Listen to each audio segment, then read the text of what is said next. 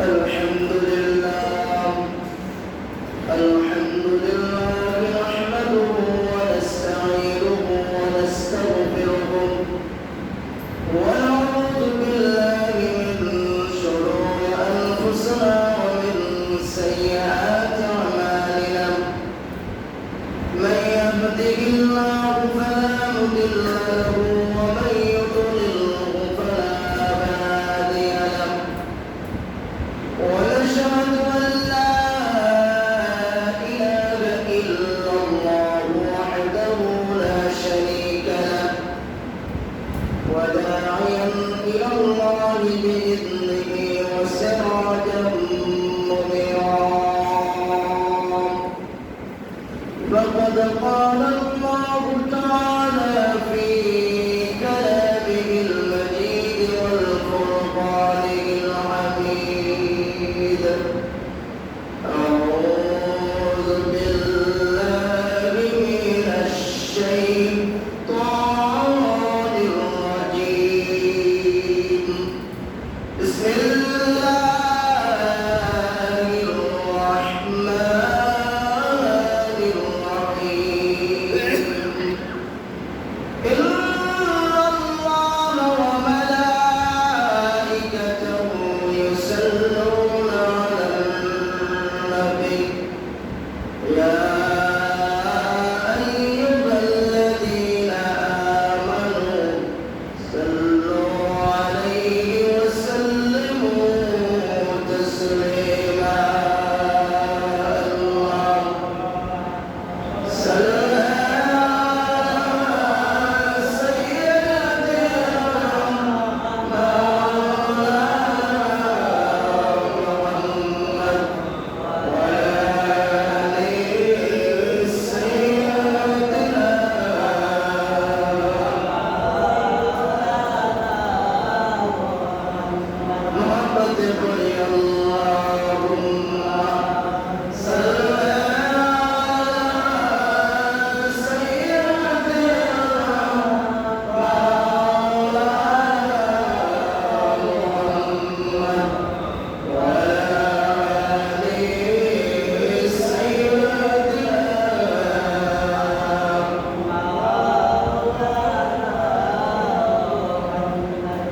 أفنفن بلغتم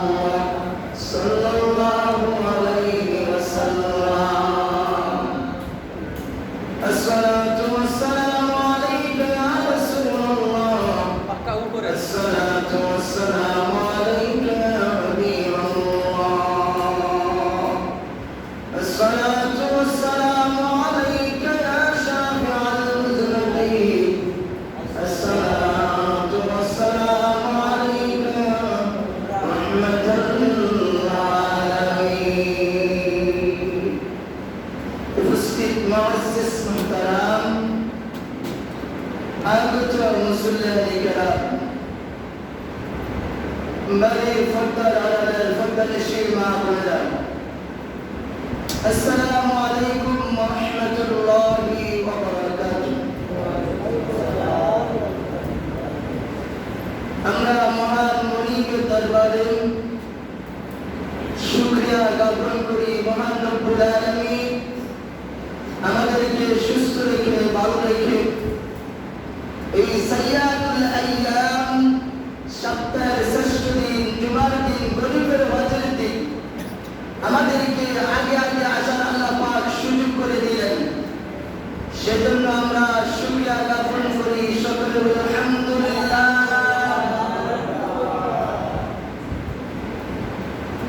সম্মানিত উপস্থিতি মুসল্লিয়ানে কেরাম, বছর আসে বছর চলে যায়, মাস আসে মাস চলে যায়, দিন আসে দিন চলে যায়। এভাবে একদিন আমাদের সময়টুকু শেষ হয়ে যাবে। এটি হচ্ছে নিয়ম। বছরের আজকে জিলকদের 29 তারিখ, ইনশাআল্লাহ আজকে সাউদার সম্ভাবনা বেশি 99%। বাংলাদেশে গতকাল সৌদি আরবে সাদ হচ্ছে জিলহজের 7 দেখে গেছে গতকাল সৌদি আরবে। আজকে 1 তারিখ, আগামী দিন আমাদের দেশে 1 তারিখ হতে পারে। আজকে সূর্যাস্ত যাওয়ার পরেই চাঁদ উঠবে জিলহজে ইনশাআল্লাহ। তো সামনে 29 জিলহজ আসছে। এই জিলহজ মাস আল্লাহর কাছে অত্যন্ত দামি। এই দামি মাসে আল্লাহ পাকের অগণিত অসংখ্য বান্দা বান্দিরা খানায় কাবা উপস্থিত হচ্ছেন, আরাফাতের ময়দানে উপস্থিত হবেন, মুজদালিফা মিনায় উপস্থিত হবেন। আল্লাহ আরাফাতের ময়দানে আমাদের বাবা আমাদের মা হাওয়া আলাইহিস সালাতু ওয়াস সালামকে এইভাবে দাঁড়ান খালিস দিলে ইখলাসের সহিত তারা কি করেছেন? তওবা করেছেন, অর্থাৎ আল্লাহর কাছে তাদের ভুলভ্রান্তির জন্য প্রার্থনা করেছেন। নবীরা মাসুম, তাদের কোনো গুনাহ নাই, অর্থাৎ তারা আমাদের পিতা মাতা, তাদেরকে আল্লাহ পাক একটা নির্দেশ দিয়েছিলেন। এই নির্দেশটা শয়তানের কারণে একটু অমান্য হয়েছে।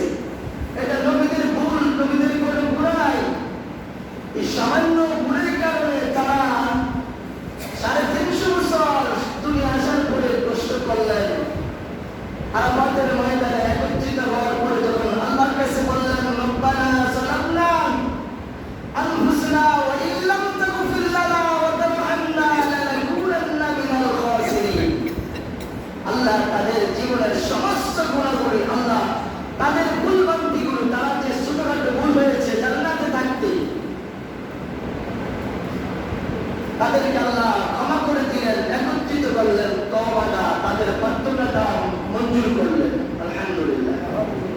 আরাফাতের ময়দানে হাজী সাহেবরা যখন উপস্থিত হন, তারা যদি খালিস দিলে আল্লাহর কাছে তওবা করবে এবং হালাল ইনকাম দিয়ে, হালাল টাকা দিয়া যারা উমরা এবং হজ করবে, আল্লাহ তাদেরকে নিষ্পাপ হিসেবে আরাফাতের ময়দানে ঘোষণা করেন। সুবহানাল্লাহ। কেউ মেট্রিক পরীক্ষা দেয়, কেউ পাস করে, কেউ ফেল করে, কেউ 99 পায়, কেউ 100তে 100 পায়, কেউ 33 পায় না, কেউ 10 নম্বর পায়।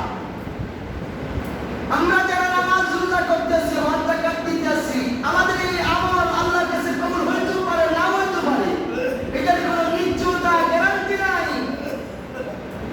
যারা হজ করবে লক্ষ লক্ষ মানুষ, এই লক্ষ লক্ষ মানুষের হজ আল্লাহ কবুল করবেন না, সবার হজ কবুল হবে না।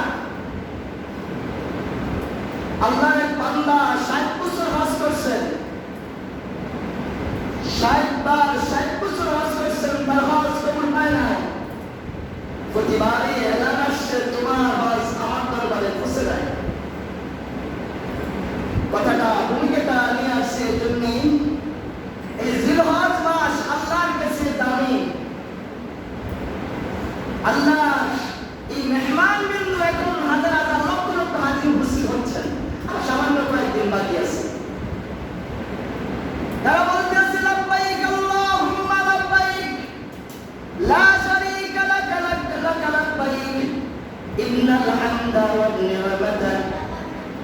আল্লাহ পাক তখন এত খুশি হন তাদের উপরে। আল্লাহ পাক ফেরেশতাদেরকে বলেন, ফেরেশতারা আমার এই বান্দা বান্দীগুলো আমার জান্নাত দেখে নাই, জাহান্নাম দেখে নাই, আমি আল্লাহকে দেখে নাই, তোরা সাক্ষী থাক। আমার যে বান্দা বাড়ি আজকে খালিদ দিলে তওবা করে আসছে, হালাল টাকা নিয়ে আসছে, সম্পদ খরচ করে নিজের জীবনকে আমার রাস্তায় কোরবানি দিয়ে আসলাম, তোরা সাক্ষী থাক, আমি এই বান্দা বান্দীগুলোকে আমি আল্লাহ মাফ করে দিলাম। এটা সেই হজের মাস, এই মাসে আল্লাহ অসংখ্য বান্দা বান্দীকে মাফ করবেন। আজকে আলোচনার বিষয় হচ্ছে হজ সম্বন্ধে আলোচনা। হজ সবার উপরে ফরজ না, যাকাত সবার উপরে ফরজ না। যারা সম্পদশালী তাদের উপরে যাকাত ফরজ, যারা খরচ বহন করতে পারবে, মক্কা মদিনা জিয়ারতে আসা যাওয়ার খরচ বহন করতে পারবে, আল্লাহ পাক তাদের উপরে হজ খরচ করছেন। আজকের খুতবা আলোচনা আল্লাহ পাক এটাই বলছেন, আউযু বিল্লাহি মিনাশ শাইতানির রাজীম, বিসমিল্লাহির রাহমানির রাহিম, ওয়ালিল্লাহি আলান নাস হিজ্জুল বাইতি মান ইসতাতা ইলাইহি সাবিলা। আমার যে বান্দা বান্দী তার স্বস্থান থেকে কি করবে? আমাকে সন্তুষ্ট করার জন্য, আমাকে রাজি খুশি করার জন্য তার সম্পদের মায়া করবে না। অনেকের সম্পদ আছে, সম্পদের মায়া করবে। আমি যদি হজ করি তাহলে আমার সন্তান ছেলেমেয়েরা খাবে, কি খাবে? আমি তো 1, 2 লাখ, 3 লাখ, 5 লাখ, 6 লাখ। আমাদের দেশে আবার হজের খরচটা বেশি করে, অন্য অন্য দেশে তো খরচ করে না। অনেকে এটা চিন্তা করে, আমি যদি 5 ঘন্টা জায়গা বিক্রি করে হজে যাই তাহলে আমার 1 কালি থেকে 5 ঘন্টা কমে গেল। কিন্তু 5 ঘন্টা কমে গেছে এই কথা চিন্তা করে না। আমার এবং আমার পরিবার, আমার বংশধর, সমস্ত রিজিকের মালিক মহান আল্লাহ তাআলা। হজ করলে সম্পদ করবে না, আল্লাহ বাড়িয়ে দেন। সুবহানাল্লাহ। আল্লাহ পাক এই কথাটাই বলছেন, ওয়ালিল্লাহি, যে আল্লাহকে, আমি রবকে, তার মালিককে খুশি করার জন্য, যে আমার ঘর তওয়াফ করার জন্য, যে টাকা পয়সা সম্পদ খরচ করে আসে, আমার বন্ধুকে সালাম দেওয়ার জন্য। আমাদের দেশে অনেক আছে হজ করে কিন্তু নবীর রওজা যেতে চায় না। তাদের হজগুলো আল্লাহর দরবারে কবুল হবে না। বাড়ি গেছে এখন একদল মক্কা মদিনা জিয়ারত করার উদ্দেশ্যে, আল্লাহর ঘর থেকে বেরিয়ে যায়। আল্লাহ তাদের উপরে হজ ফরজ করেছেন। তাদের উপরে যাকে সম্পদ দিয়েছেন সে মক্কা মদিনা যাতায়াত করতে পারবে। এই টাকাটা 5 লাখ, 6 লাখ, 7 লাখ, 8 লাখ, 10 লাখ খরচ করবে। এই টাকাটা খরচ করলে তার যে ছেলে মেয়ে আছে, 8-10 জন ছেলে মেয়ে আছে, তার পরিবার পরিজন আছে, এই ছেলে মেয়ের পরিবার উপরে এফেক্ট করবে না, বরং তাদের গরিব হালত চলে আসবে না। তারা কোনো ঋণের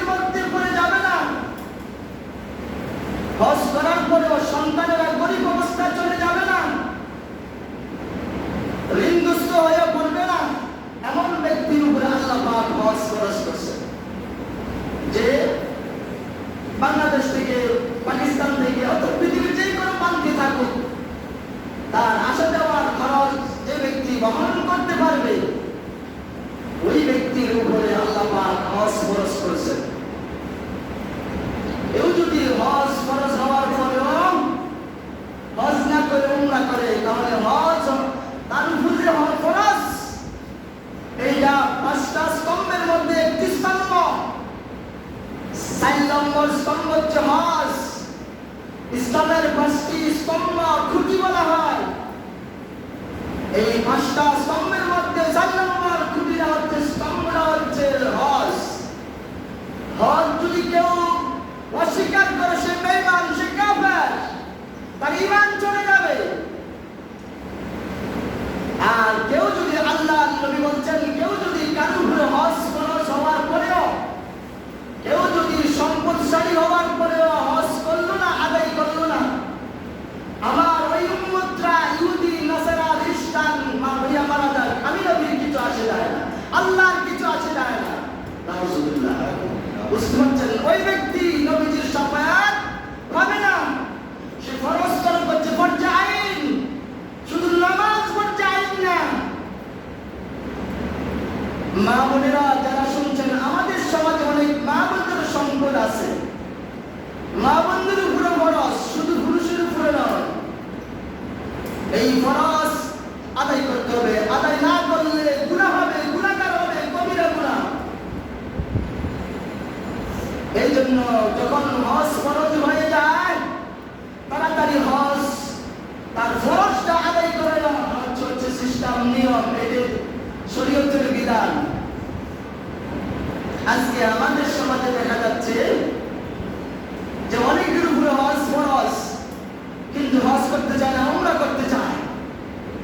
আপনি উমরা করছেন না, 100 বার উমরা হজ সওয়াব পাবেন, বঞ্চিত হবেন না। শস্য পরিমাণ আমল করছেন, যে কোনো আমল, আল্লাহ আপনাকে বঞ্চিত করবে না। কিন্তু আমার উপরে যে হজ, আমার উপরে নামাজ ফরজ, রোজা ফরজ, যাকাত ফরজ, আমি যদি এই ফরজগুলো আদায় না করি, তাহলে আমি আল্লাহর কাছে আসামির কাঠগড়ায় কাল হাসরের ময়দানে দাঁড়াতে হবে।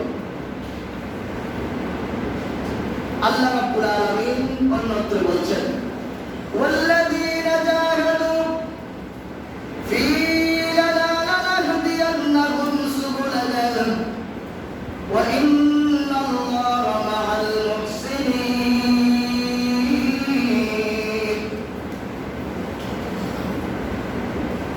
ওয়াল্লাযীনা, যারা আমার জন্য কষ্ট করে। আমি 2016 সালে হজ করছি। 16 আর এখন 24 অনেক ডিফারেন্স, ব্যবধান। এখন অনেক উন্নত হয়ে গেছে। আগে হজের সময় হাজার হাজার মানুষ মারা যেত, হাজির সাহেব মারা যেত। আরাফাতে যাওয়ার সময়, মিনা যাওয়ার সময়, মুজদালিফা যাওয়ার সময়, সাফা মারার সময়। এখন এত আধুনিক, এত ডিজিটাল, এত উন্নত মানের সিস্টেম করা হয়েছে। আজকে অনেক বছর হয়ে গেছে আসছে হজ করে।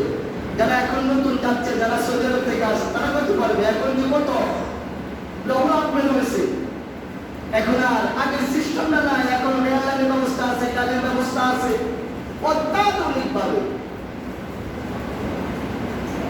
এখন অনেক কষ্টটা, অনেক কিছু কমে আসছে, খরচও কমে আসছে। আল্লাহ রাব্বুল আলামিন বলেন যে আমার জন্য কষ্ট করে উমরা করছে, শুধু 7 বার তাওয়াফ করছে আল্লাহর ঘর, 7 বার সাফা থেকে মারওয়া, এই পাহাড় তাওয়াফ করছে, শেষ উমরা। আর হজ করলে আপনাকে কত মুজদালিফা অবস্থান করতে হবে, মিনা যেতে হবে, শয়তানকে যেতে হবে, গরু জবাই করতে হবে, বকরি জবাই করতে হবে, তাওয়াফ করতে হবে। আরাফাতের ময়দান কত দূরে, যারা হজ করছে না করতে পারবো। আরাফাতের ময়দান, মুজদালিফা, মিনা, কত কষ্ট যে হয়, শারীরিক ভাবে, মানসিক দুর্দিক দিয়ে হয়। এই জন্য আল্লাহ পাক বলতেছেন, যারা আমার জন্য, আমি আল্লাহ তাদের জন্য আমি আমার পথকে সহজ করে দেই। তাদেরকে আমি আল্লাহ আমার জান্নাতে যাওয়ার জন্য পথটা সুগম করে দেই। সুবহানাল্লাহ। অর্থাৎ হজ একটা কষ্ট করা। এই জন্য আল্লাহ পাক বলতেছেন যে আমার জন্য কষ্ট করলো। অনেকে আবার কষ্টের কারণে আপনি এটা সহজ মনে করবেন না। যারা উমরা করে আসছে, যারা আমরা হজ করে আসছি, তাও করা তো অনেক কষ্টের ব্যাপার। আর এখন লাইভ চলতে আছে, কাবার যে ইয়েটা কোরআন তেলাওয়াত দেখাচ্ছে, এখন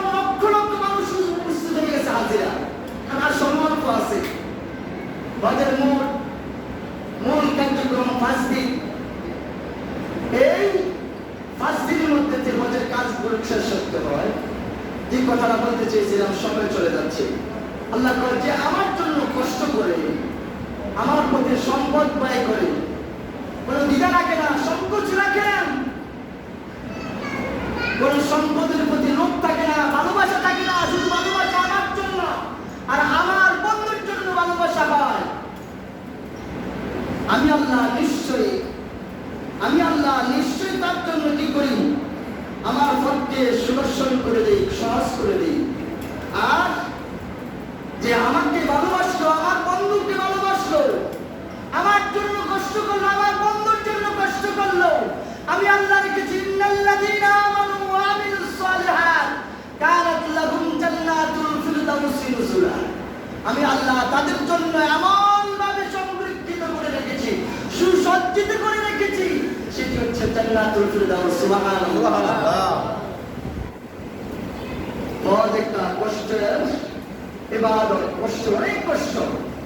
এর জন্য আল্লাহ যাদের উপরে হজ ফরজ করেছেন, আল্লাহ পাক অন্যত্র বলছেন মাইয়ালাল্লাহু রুহুহুমা ওয়ালা দিমাউহা ওয়ালাকিন ইয়ানালুত তাকওয়া মিনকুম। কুরআনের পরে হচ্ছে বুখারী শরীফ। বুখারী শরীফের প্রথম হাদিস ইন্নামা আমালু বিন্নিয়াত। আমরা যারা হজ করছি, হজ করতে আছি, দুনিয়াতে কিয়ামতের আগ পর্যন্ত মানুষগুলো হজ করবে। কে হজটা কোন উদ্দেশ্যে করেছে? আমাকে হাজী সাহেব বলবে এই উদ্দেশ্যে হজ করছি, নাকি সমাজে আমাকে সালাম দিবে, মারহাবা করবে, এই উদ্দেশ্যে হজ করতে আছি? আল্লাহ আমি তোমার অন্তরের খবর রাখি এবং দেখি তুমি কোন মকসুদ লইয়া আমার ঘর তওয়াফ করতে আসছো, টাকা পয়সা খরচ করছো। আর এই টাকা পয়সা না তোমার কোন দিকে, এটা কি সুদের দেয়া, না গাঞ্জার দেয়া, না ইয়াবার দেয়া, না চুরির দেয়া, না অন্য জায়গা জমি দখল করার টাকা? কি টাকা দিয়ে আমি হজ করতে আসি সেটা আল্লাহ ভালো করেই জানেন, দেখেন। এই জন্য যারা হজ করবেন, উমরা করবেন, এক নম্বর সত্যত্ব আপনার মকসুদ, আপনার দিলকে আপনি কি উদ্দেশ্য আপনি উমরা করবেন, হজ করবেন, যাকাত দিবেন, আপনার নিয়তটা আপনি খালেস করতে হবে যে একমাত্র রাজি খুশি আমি আল্লাহ এবং আল্লাহ রাসূলকে সন্তুষ্টের উদ্দেশ্যে আমি হজ করব, যাকাত দিব, ইবাদত করব। এই জন্য আমি আলোচনা শেষ করে দিচ্ছি। যারা হজ করবে, যাদের উপরে হজ ফরজ, দ্রুত গতিতে হজ আদায় করতে হবে, নয়তো গুনাহগার পাবেন। কারণ গ্যারান্টি নাই, মওতের কোনো গ্যারান্টি নাই। আমি সবসময় বলি, শুধু নামাজ, রোজা, হজ, যাকাতের মধ্যে ইবাদত সীমাবদ্ধ নয়। এক আল্লাহর ওলি, আল্লাহর এক ওলি সিরিয়ার আব্দুল্লাহ বিন মুবারক, উনি হজের জন্য অনেক সম্পদশালী, আল্লাহ টাকা দিচ্ছেন। উনি হজের জন্য টাকা পয়সা জোগাড় করেছেন, হজ গনিয়ে আসছেন। কিছুদিন পরেই ওনার ছেলেরা বাড়ির পাশে প্রতিবেশী আরেক দুই তিনজন ছেলের সাথে খেলাধুলা করতে করতে তাদের বাড়িতে গেছেন। যাদের বাড়িতে গেছেন বন্ধুরা, ছোট শিশুগুলো, তারা অত্যন্ত নিঃস্বয় গরিব। বাড়িতে যে দেখলেন তাদের বাড়ি থেকে গোশতের সুঘ্রাণ আসছে। 2-1 মিনিট যদি লেট হয়, সরি বলছি, সুঘ্রাণ দেখে বলছে, বাইরে তোর ঘর থেকে তো গোশতের ঘ্রাণ আসছে, আমাদেরকে একটু গোশত খাওয়াচ্ছা। আমাদের তো আজকাল গোশত পুরো পানি মানুষ তো বুঝেন না, একজনের কাছে দেখলে না বুঝেন কিটা খাও কার না থাক, অর্থাৎ প্রয়োজন থাকার না থাক, কথা সংকেত করতে করে নিয়ে আসছি। ওই বাচ্চাদের সাথে গেলেন এই মিসকিন গরিব অসহায় বাড়িতে। তাদেরকে খেতে দিলেন না, বাড়িওয়ালা তাদেরকে বের করে দিয়েছেন। বাড়ি থেকে বেরিয়ে ছোট বাচ্চারা না খাইতে দিয়ে নাই, গোস্ত দেখে পাগল হয়ে গেছে, কাঁদতে কাঁদতে বাড়িতে আসছে, আব্বার কাছে আসে, বাবা তারা গোস্ত পান করছে, আমাদেরকে খাইতে দেয় নাই, কেন দেয় নাই জানি না, সন্তান গুলো লইয়া গেছে। বাড়িওয়ালার কাছে যে বলতেছে, দেখে হুজুরে সালাম দিছে আল্লাহর ওলি। আজকে আমাদের সমাজ আল্লাহর ওলিদেরকে মানতে চায় না, একদল বাড়িয়ে গেছে। তুমি কার দ্বারা ইসলাম পেলা, কার দ্বারা দিন পাইলা, বলে গেলা কোনা, কার দ্বারা সিন্ধে খাইলা, মোল্লা সিল্লা না। আব্দুল্লাহ বিন মুবারক আল্লাহর ওলি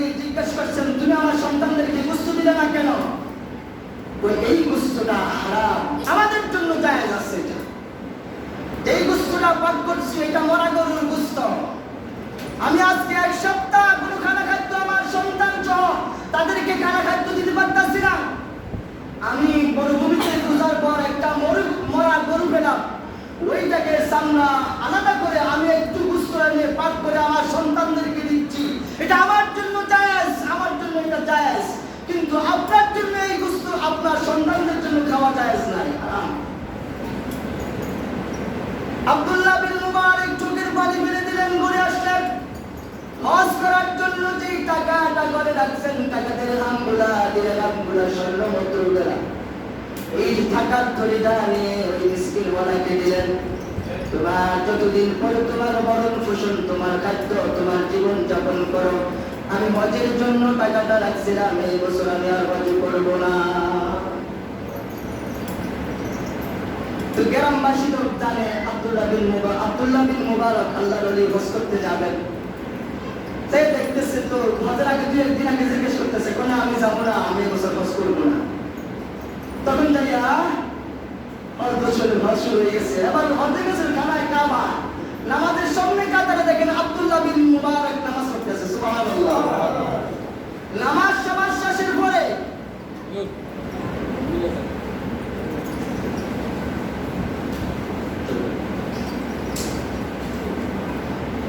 আব্দুল্লাহ বিন মুবারক নামাজে দেখছেন সামনের কাতারে।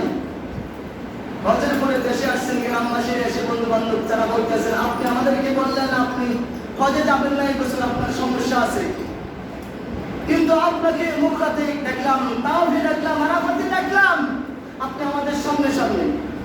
আমি তো হজ করতে যাইনি। আপনি হজ করতে যান নাই কেন? আল্লাহ পাক এলান করে জানিয়ে দিলেন আব্দুল্লাহ বিন মুবারককে, ও আব্দুল্লাহ বিন মুবারক, তুমি যেই কাজ করেছো আমি আল্লাহ খুশি হয়ে গেছি, তোমাকে আমি আল্লাহ আমার কুদরতের দ্বারা তোমাকে আমি হজ করিয়েছি, সুবহানাল্লাহ। হজ আপনার কাছে, আপনার হাতের কাছে, ঘরের কাছে, মক্কা মদিনা যাওয়ার দরকার নাই। আখির দাওয়ানা আলহামদুলিল্লাহি রাব্বিল আলামিন, মা আসসালামু আলাইকুম ওয়া রাহমাতুল্লাহি ওয়া বারাকাতুহু।